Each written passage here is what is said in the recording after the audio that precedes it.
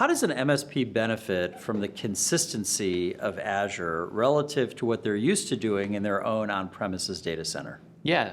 So what we hear from MSPs is there is really a standardization that occurs when they move to Azure. If you think of the traditional data center deployment that has certain infrastructure like servers and switches and SANs, backup vendors, a lot of different technologies that have different support requirements and different support contracts and different time periods where infrastructure is end of life.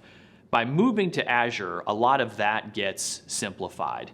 And so with that type of a transition, it really allows for greater simplification for MSPs as they make that move to the cloud. With Azure, you can use IT automation tools like Nerdio for Azure to simplify the management of the underlying infrastructure through an easy-to-use single pane of glass portal that can be delegated down to the help desk level without the need to expose admin access to the full underlying infrastructure.